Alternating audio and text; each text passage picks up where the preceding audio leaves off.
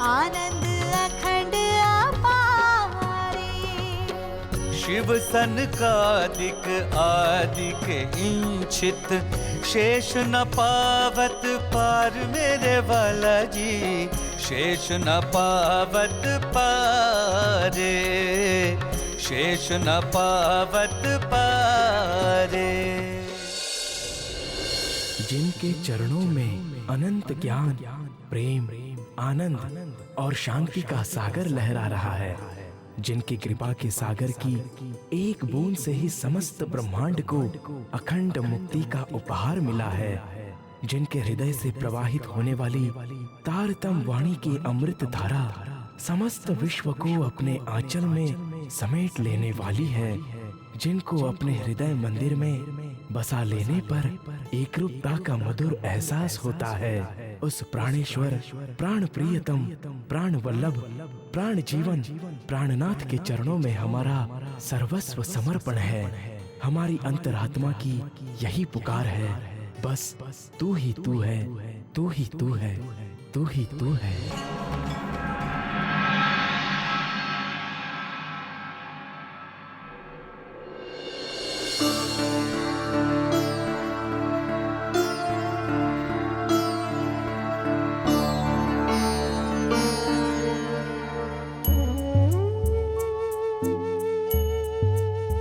प्रणाम।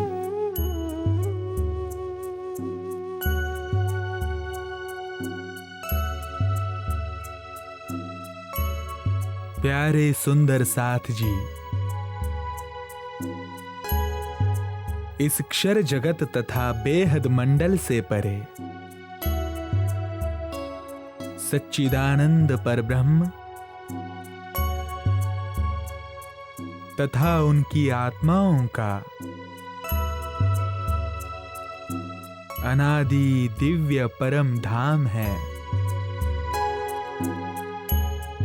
जहां सूर्य, चंद्रमा, विद्युत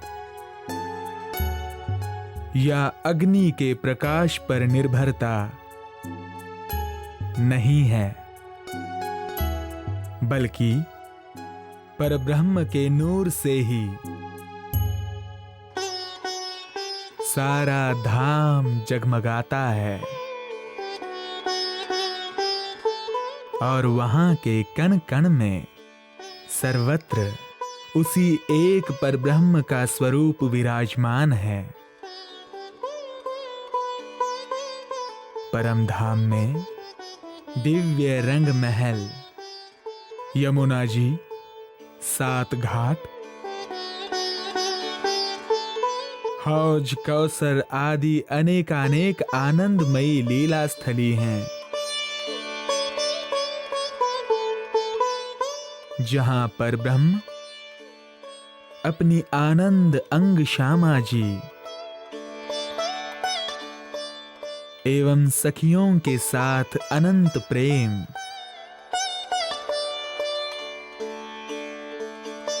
और आनंद की लीलाएं करते हैं।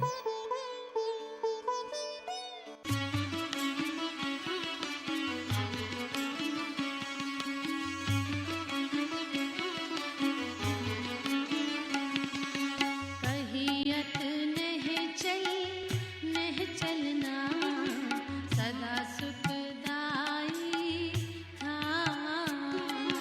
कहियत नहीं चली नहीं चलना, सदा सुख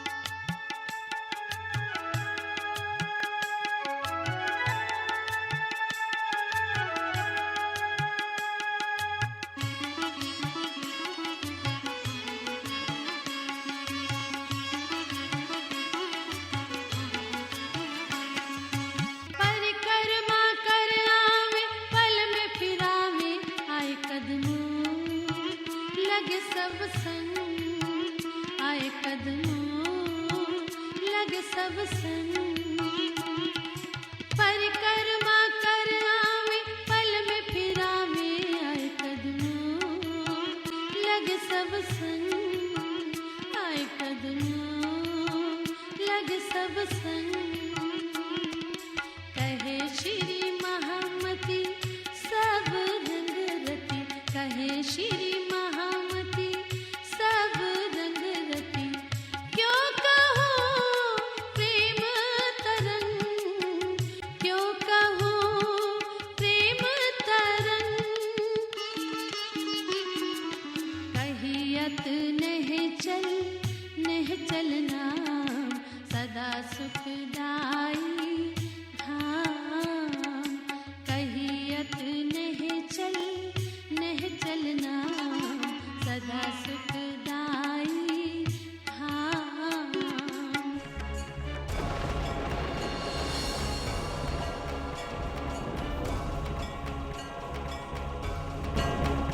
हे धामधनी, प्राणों के नाथ श्री जी साहेब,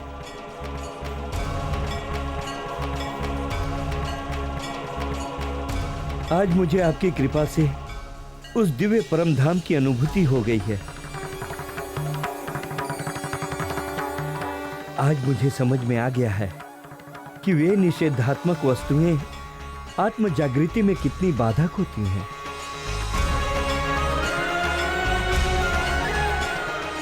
अतः आज मैं प्रतिज्ञा करता हूं कि जीवन भर उन निषेधात्मक वस्तुओं का सेवन नहीं करूंगा।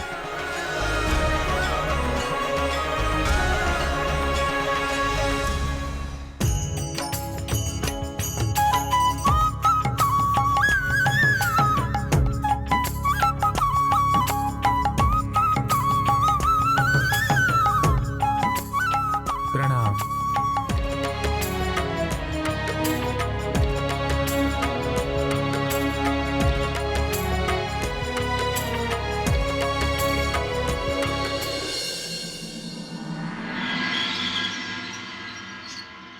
इस प्रकार परहेज के तीसरे दिन ही भैरव सेठ को आत्मिक अनुभूति हो गई और वे प्राणनाथ जी की शरण में आ गए। तब सारे नगर में इसी बात की चर्चा होने लगी। सब लोग उनके दर्शन करने और ज्ञान चर्चा सुनने आने लगे। वहां दिन रात सत्संग होता रहता था। सभी लोग उस निजानंद की अनुभूति कर उसमें मग्न रहने लगे। तेजबाई के साथ आने वाली सभी महिला सुंदर साथ दिन रात वहीं बैठी रहती थी, जिसके कारण उनके पति उनसे नाराज रहने लगे, क्योंकि सत्संग के कारण वे अपने गृह कार्यों में पूर्णतः ध्यान नहीं दे पाती थीं। इस बात से परेशान होकर उनके पति मिलकर भैरव सेठ के पास आते हैं। नमस्कार भैरव सेठ। नमस्कार। आप सब यहाँ एक साथ, क्या कोई विशेष बात है? हाँ भैरव सेठ, हम सब बहुत परेशान होकर आपसे बात करने आए हैं। आपने अपने घर में किस महात्मा को बुला रखा है? पता नहीं उन्होंने क्या जादू कर रखा है। हमारी पत्नियां घर का सारा काम काज छोड़कर दिन रात यहीं आकर बैठी रहती हैं और मना करने पर भी वो नहीं मानती हैं। हाँ भैरव सेठ, हमारी पत्नियां बिना खाना बनाए या फिर एक समय का भोजन बनाकर कथा में आ जाती हैं, जिससे हमें या तो भूखा रहना पड़ता है या फिर बासी भोजन ग्रहण करना पड़ता है। इसलिए हम आपसे कहने आए हैं कि आप अपने घर से कथा चर्चा बंद करवाइए, ताकि हमारे घर में सुख शांति हो। नहीं तो अच्छा नहीं होगा। देखो भाइयों, मैं सत्संग में किसी को बुलाने नहीं जाता हूँ। वे सभी अपने आत्मकल्याण के लिए यहाँ सत्संग में आती हैं। यदि आप लोगों को अपनी पत्नियों का यहाँ सत्संग में आना पसंद नहीं है तो आप उन्हें रोक सकते हो, किंतु चर्चा सत्संग बंद नहीं होगा। सभी धर्म प्रेमी भक्तजन यहाँ ब्रह्म ज्ञान श्रवण कर अपने आत्म कल्याण के लिए आते हैं, और उसमें आप लोग बाधा डालना चाहते हो। न स्वयं सत्संग में आते हो, ना ही अपनी पत्नियों को आने देना चाहते हो। यही कलयुग का प्रभाव है, जो सब लोग अपने अपने स्वार्थ में लगे हैं। अब आप लोग जा सकते हैं। नमस्कार।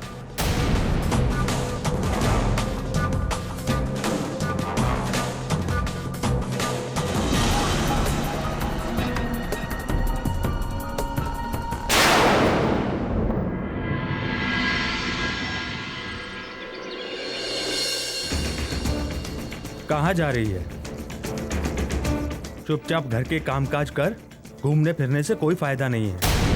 जी मैंने खाना बना लिया है और घर के सारे कार्य भी कर लिए हैं। अब मैं श्री प्राणनाथ जी के सत्संग में जा रही हूँ। तुझे किसी सत्संग कथा में जाने की आवश्यकता नहीं है। पति की सेवा ही पतिव्रता का धर्म होता है।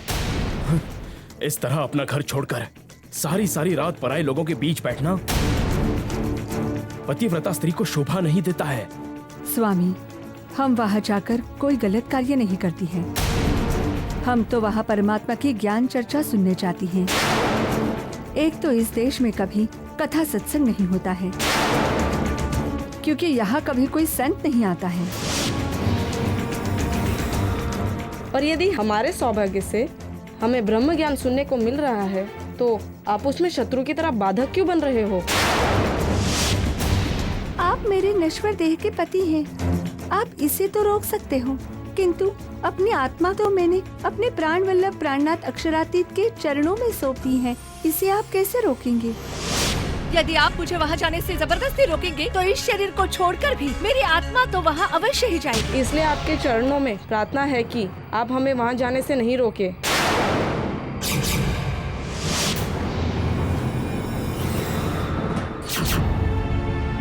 हद हो गई। मेरी पत्नी होकर भी मेरी बात नहीं सुन रही। यह सब उस तेजबाई की वजह से है। उसी के साथ ले जाती है, इसीलिए अब उसे ही जाकर बोलना होगा।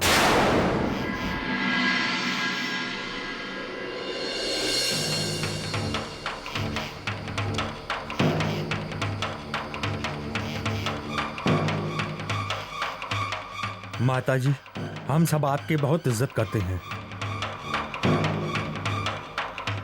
इसीलिए हम आपसे बहुत नम्र शब्दों में विनती करने आए हैं कि आप भैरव सेठ के यहाँ कथा सुनने ना जाया करें। आप सब मुझे सत्संग में जाने से मना कर रहे हैं। मेरी वृद्धावस्था आपको दिखाई नहीं देती? यदि इस उम्र में भी मैं सत्संग करने नहीं जाऊंगी तो कब जाऊंगी? माताजी,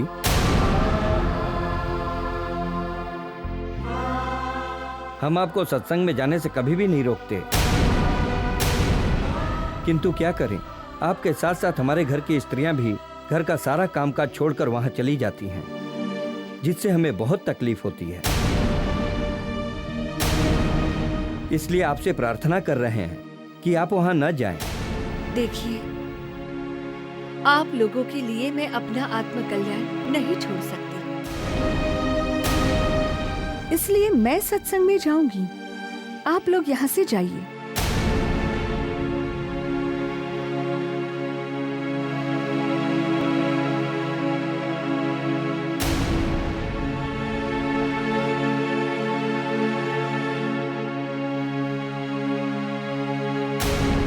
इस प्रकार अब्बासी बंदर में भैरव सेठ के घर पर बहुत संख्या में लोग आकर ब्रह्मज्ञान श्रवण करने लगे, पर ब्रह्म के किशोर युगल स्वरूप का ध्यान करने लगे।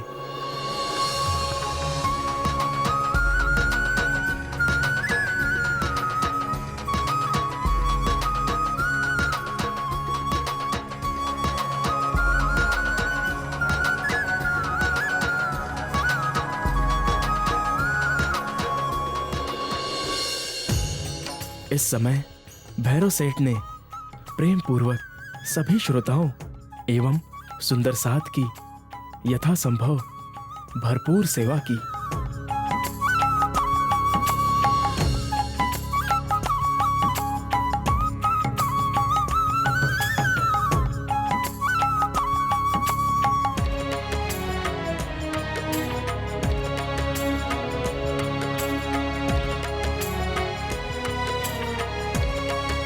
और एक दिन जब प्राणनाथ जी ने वहां से जाने की बात की। प्रणाम।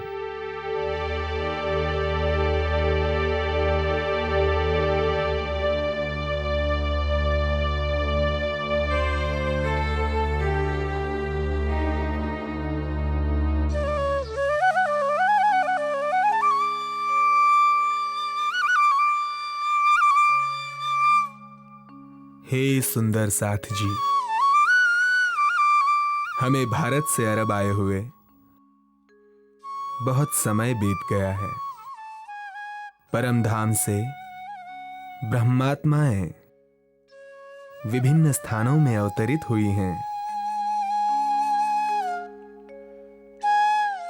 उन्हें भी ढूंढ कर जागृत करना है।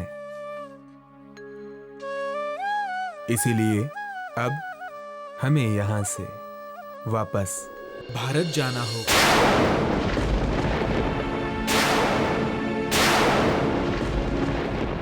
हे धामधनी, प्राणों के नाथ श्री जी साहब, आपने ही तो हमें निस्धर व निस्वरूप की पहचान कराई है।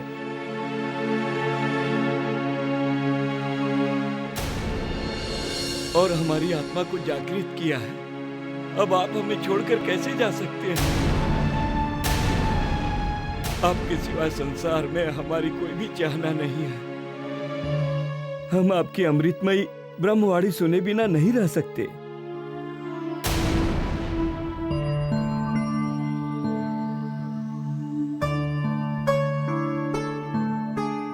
इस तरह सुंदर साथ को रोते बिलखते छोड़कर जाना उचित नहीं है। यदि यहाँ कुछ समय और रुक जाऊं तो यहाँ और भी आत्माओं की जागनी हो सकती है। जब राज जी का आदेश होगा तब ये सुंदर साथ स्वयं मुझे विदा करेंगे।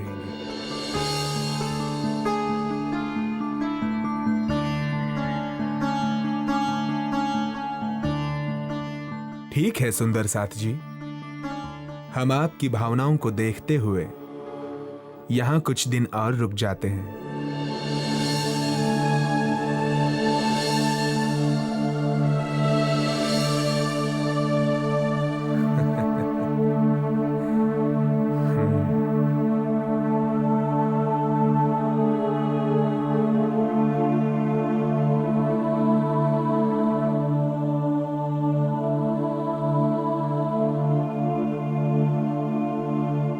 प्रणाम।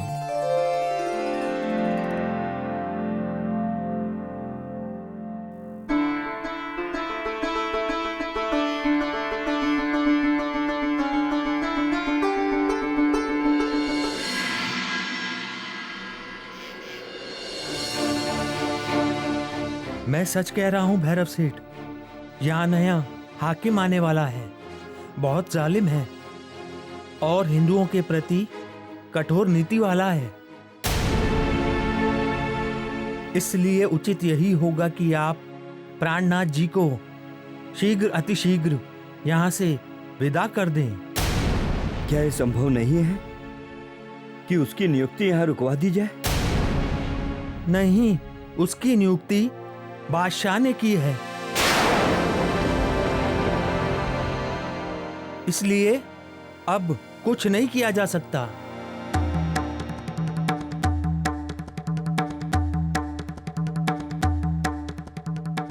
हे राज्य महाराज, ये कैसी धर्म संकट की स्थिति पैदा हो गई है।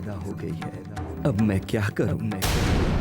प्राणनाथ जी को रहने के लिए भी नहीं कह सकता और जाने के लिए भी नहीं कह सकता, किंतु कुछ तो करना होगा। सोच क्या रहे हो भैरव सेठ? समय कम है। इस विषय में आपको शीघ्र ही निर्णय लेना होगा। हाँ, मैं वही सोच रहा था। अब तुम जाओ, मैं कुछ करता हूं।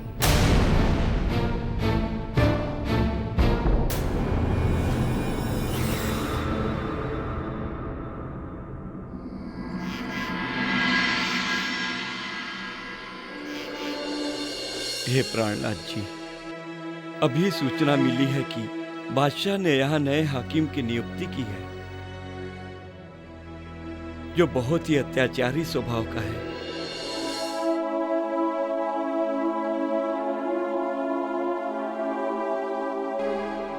इसलिए बहुत दुखी हृदय से मजबूर होकर ये कहना पड़ रहा है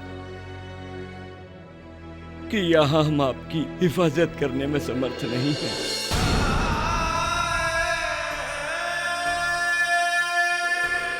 इसलिए कृपया आप यहाँ से हिंदुस्तान के लिए प्रस्थान करें।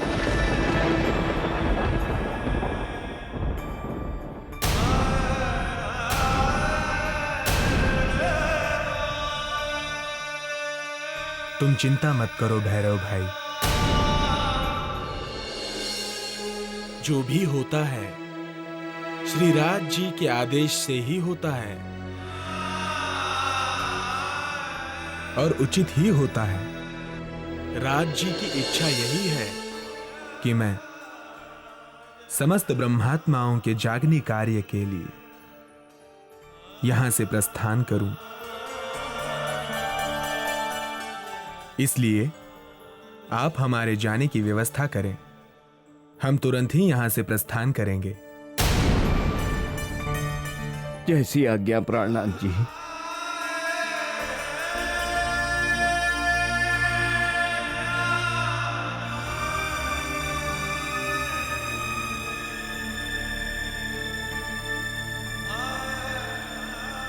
प्रणाम।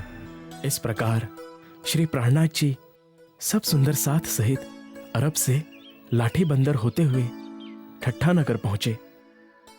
यहाँ सभी सुंदर साथ ने बहुत ही प्रेम पूर्वक उनका स्वागत किया। श्री प्राणनाथ प्यारे की जय। धाम के धनी की जय। धाम के धनी की जय। श्री प्राणनाथ प्यारे की जय। धाम के धनी की जय। श्री प्राणनाथ प्यारे की जय। श्री प्राणनाथ प्यारे की जय। प्राणनाथ प्यारे की जय। प्रणाम। प्रणाम।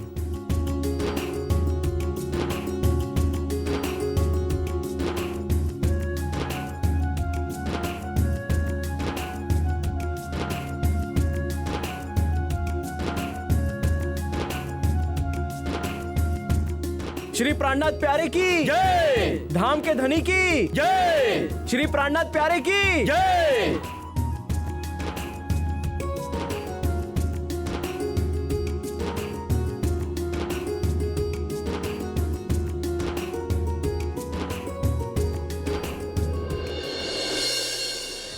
जिंदादास जी के आग्रह से प्राणनाथ जी एवं अन्य सुंदर साथ उनके घर पर ठहर गए। जिंदादास जी एवं ठाकुरी बाई ने बहुत ही प्रेम पूर्वक श्री प्राणनाथ जी एवं समस्त सुंदर साथ जी की सेवा की।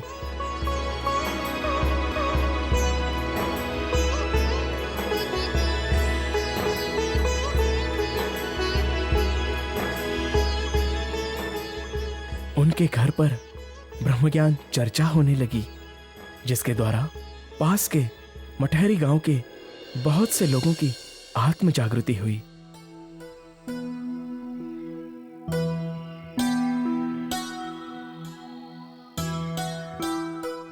जागनी कार्य निरंतर चल रहा था।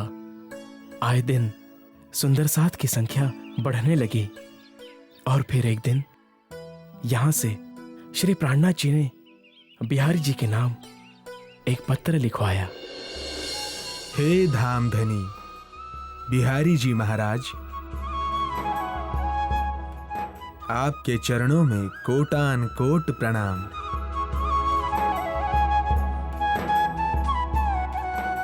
आगे समाचार ये है कि श्री राज जी की अपार कृपा से ठट्ठा नगर, मस्कट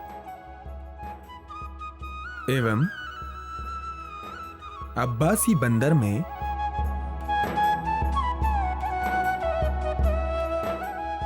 लिखा आपने अनेकों ब्रह्मात्माओं की जागनी हुई है।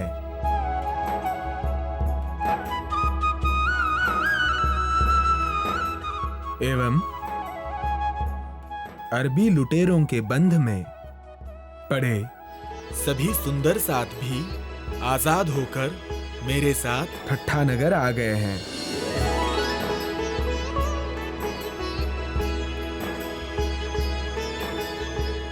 अब मैं यहाँ से कच्छ में नलिया आने वाला हूँ।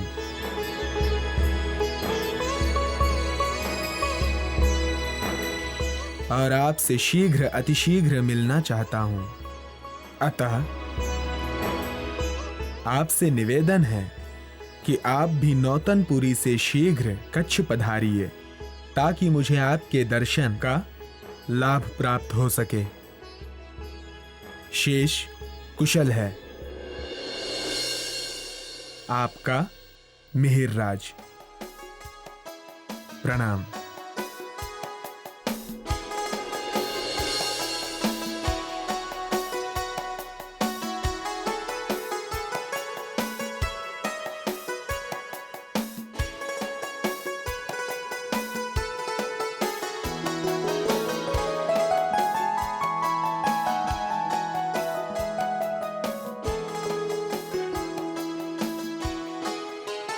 श्यामल दास,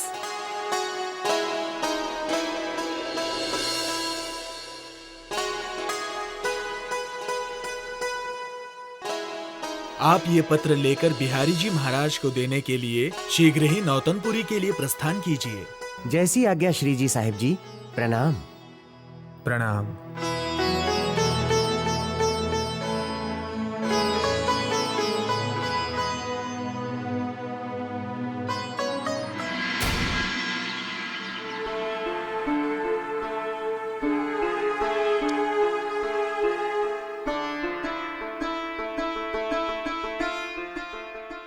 प्रणाम। कुछ दिन आप और रुक जाते तो आपकी बड़ी कृपा होती प्राणनाथ जी। प्रिय सुंदर साथ जी, मुझे भी आप सभी को छोड़कर जाते हुए अच्छा नहीं लग रहा है।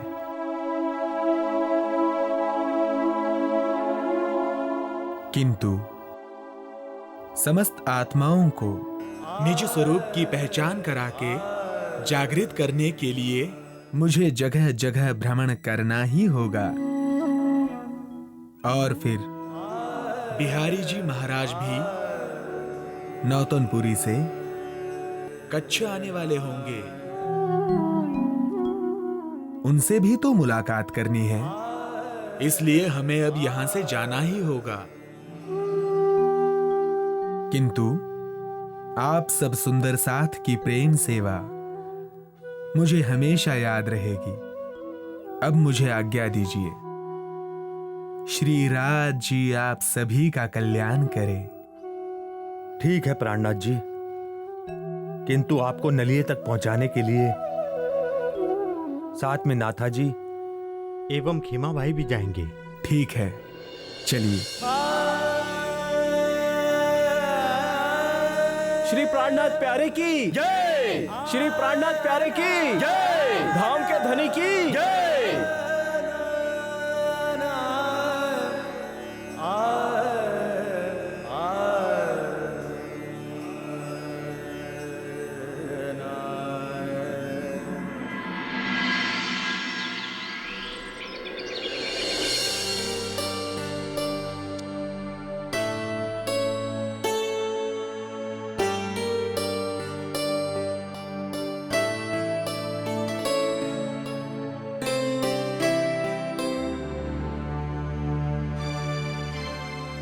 भाग्यवान, आज मैं बहुत खुश हूँ। लगता है राज्य महाराज ने हमारी प्रार्थना सुन ली है। आज बहुत महीनों बाद आपके चेहरे पर खुशी देखकर मुझे भी बहुत खुशी हो रही है स्वामी। बताइए ना, कौन सी खुशखबरी है? श्री प्राणनाथ जी अरब से वापस आ गए हैं और आज नलिया भी पधार चुके हैं। मैं उनके दर्शन करने जा रहा हूँ और उनसे मिलकर मैं विनती करूंगा कि वो बिहारी जी महाराज से निवेदन करके सुंदर साथ से हमारा निष्कासन वापस करवा दें। हाँ, ये ठीक रहेगा। अब वे हमारी अंतिम आशा हैं। जब से हमें सुंदर साथ से निष्कासित किया गया है, तब से हमारा जीवन वीरान जंगल के समान हो गया है। हाँ भाभी, आप सत्य कह रही हैं।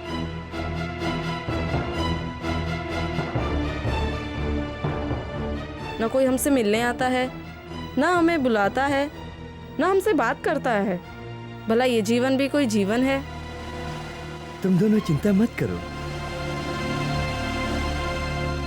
धाम धनी राज्य महाराज सब ठीक करेंगे।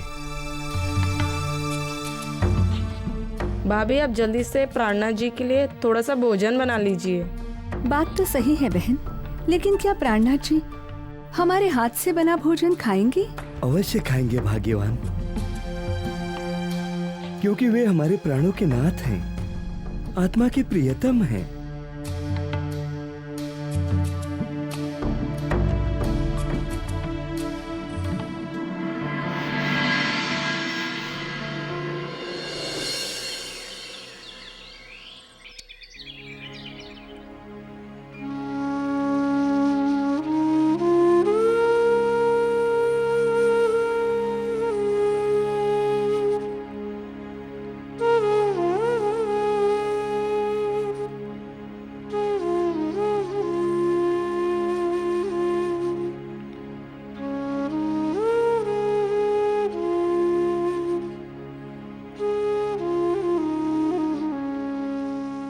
हे धामधनी प्राणों के नाथ श्री जी साहब जी,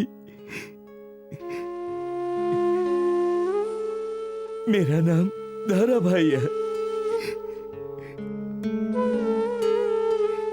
मैं बहुत दुखी और निराश होकर आपकी शरण में आया हूं।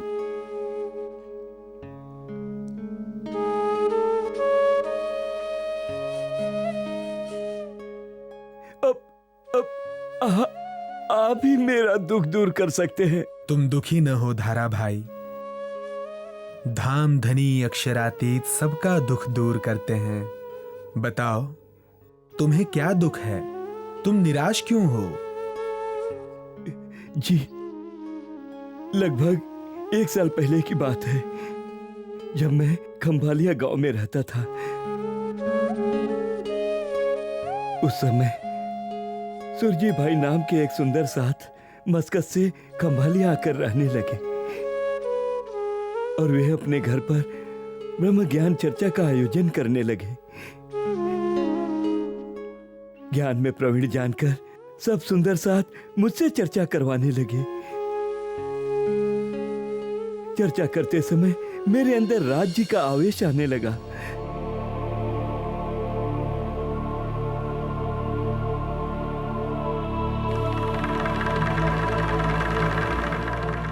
मुझे श्री राज श्यामा जी का स्वरूप दिखने लगा और मैं परम धाम एवं राज श्यामा जी के स्वरूप का वर्णन करने लगा। और इस प्रकार परम धाम से वे सभी आत्माएं इस नश्वर जगत के दुख की लीला को देखने आ गईं और अपने निज घर निज स्वरूप को भूल गई।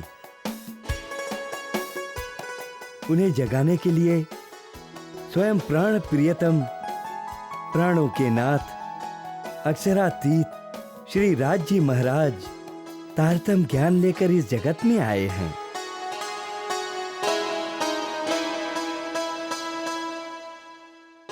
और उन्हें अपने निज घर की याद दिला रहे हैं। हे सुंदर साथ जी,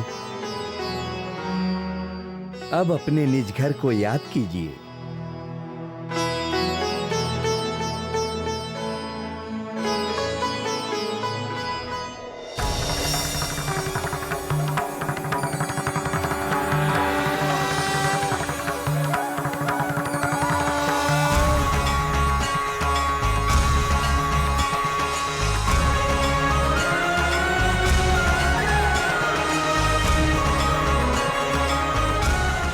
परम धाम के मध्य में दिव्य प्रकाश से जगमगाता हुआ रंग महल है, जो श्री राज श्यामा जी एवं ब्रह्म प्रियाओं की आनंद व प्रेम की लीला स्थली है। रंग महल के पूर्व दिशा में दिव्य यमुना जी है, जिसका जल दूध से भी उज्जवल और मिश्री से भी मीठा है।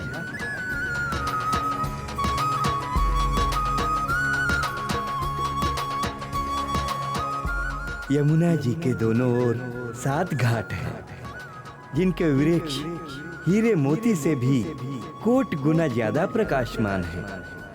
श्री राज श्यामा जी एवं सखियां इन वनों में भ्रमण करते हुए अनेक प्रकार की प्रेममयी लीलाएं कर रहे हैं। श्री राज श्यामा जी का स्वरूप अत्यंत सुंदर किशोर अवस्था का है।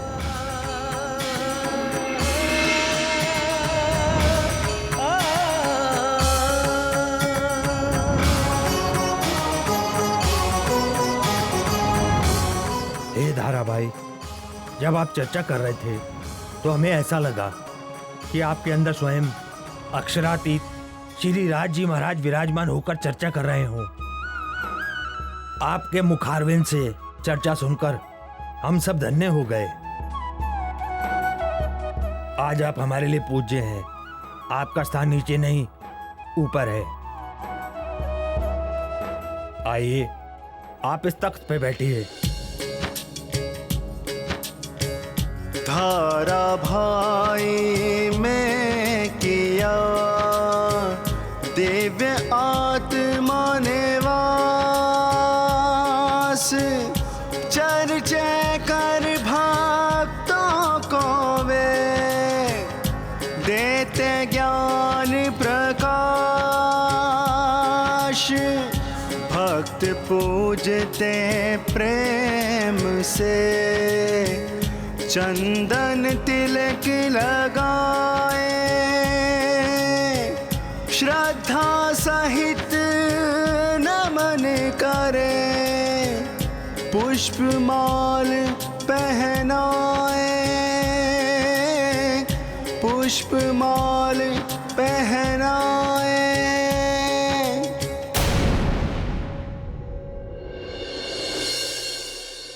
ये सब मिलकर क्या अनर्थ कर रहे हैं? इस छोटे व्यक्ति का इतना सम्मान, जैसे ये स्वयं राज्य हो। नहीं, ये ठीक नहीं है।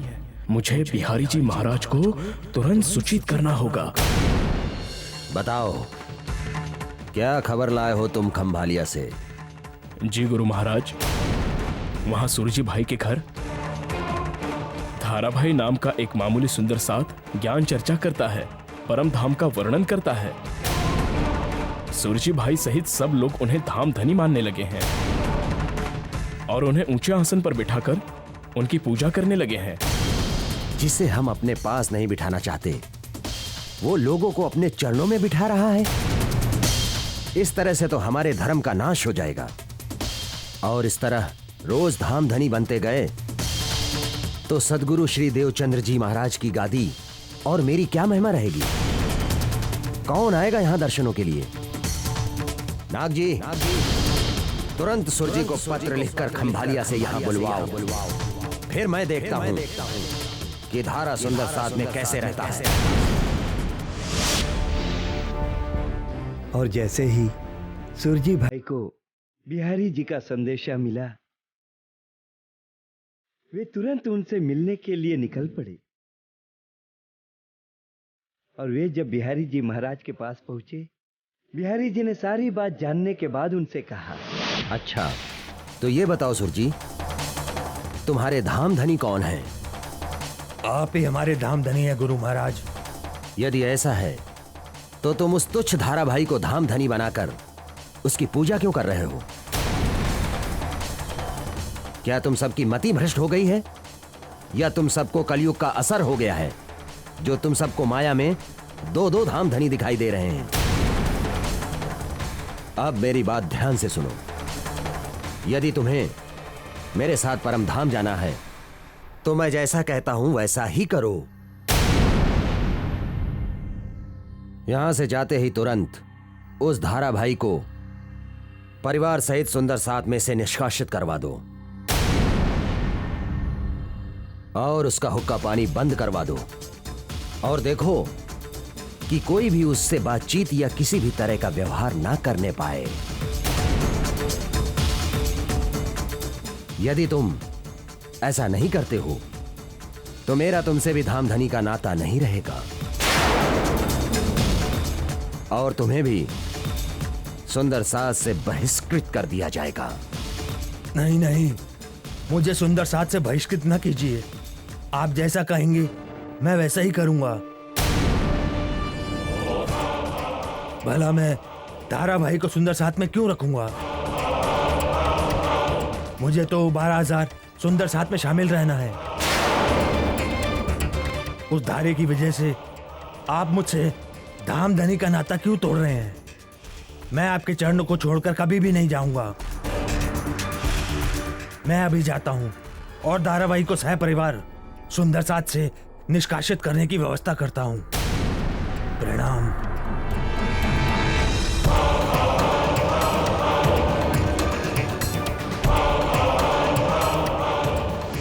और जैसे ही सुरजी भाई नौतनपुरी से बिहारी जी का आदेश लेकर खंभालिया लौटे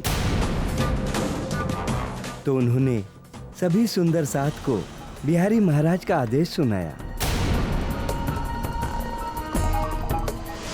सुंदर साथ जी, मैं नौतनपुरी में बिहारी जी महाराज को मिलकर आ रहा हूं। उन्होंने धाराबाई को परिवार सहित सुंदर साथ में से निष्कासित कर दिया है और उन्होंने आदेश दिया है कि उन्हें खंभालिया सुंदर साथ भी समाज से निष्कासित कर दे।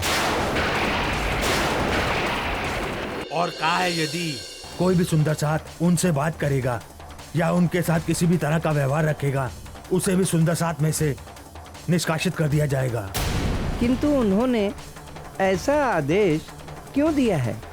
आखिर धाराभाई की क्या गलती है? क्योंकि बिहारी जी महाराज के अनुसार वो तो होने के कारण ज्ञान चर्चा की पात्रता नहीं रखते हैं और उनकी अनुमति के बिना धाराभाई ने ये कार्य किया है, इसलिए उन्होंने ये आदेश दिया है। लेकिन चर्चा सुनाने के लिए तो उनसे हमने ही कहा था। और वैसे भी आत्मा तो सबकी समान होती है, छोटी बड़ी नहीं होती। और जिस तन में स्वयं अक्षरातीत राज जी की कृपा हो रही हो, उसे छोटा या तुच्छ कहना तो राज जी का अपमान है। मैं भी समझता हूँ सारी बात, किंतु क्या करें, बिहारी जी महाराज के आदेश के आगे हम मजबूर हैं। हम कुछ नहीं कर सकते, नहीं तो हमें भी धर्म से निष्कासित होना पड़ेगा। हाँ, सूरज भाई बिल्कुल ठीक कह रहे हैं।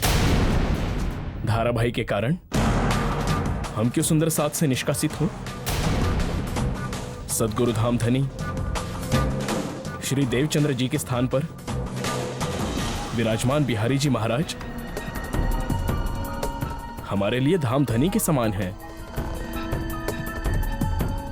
और उनका आदेश हमारे लिए धामधनी का आदेश है। यदि वे नाराज हो गए तो फिर हम परमधाम कैसे जाएंगे? हरि भाई ठीक कह रहे हैं और मेरी भी यही राय है। बिहारी जी महाराज के आदेशानुसार उन्हें सुंदर साथ समाज से निष्कासित कर दिया जाए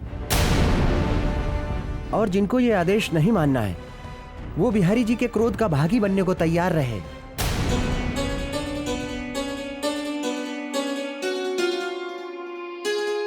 प्रणाम सुंदर साथ जी।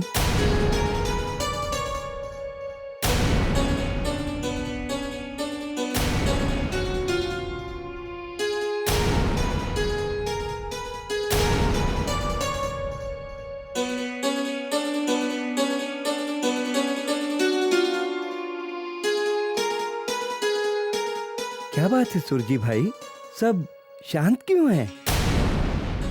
सब बिहारी जी का आदेश सुनकर शांत हैं। क्यों? उन्होंने ऐसा क्या आदेश दिया है? उन्होंने आपको परिवार सहित सुंदर साथ में से निष्कासित कर दिया है।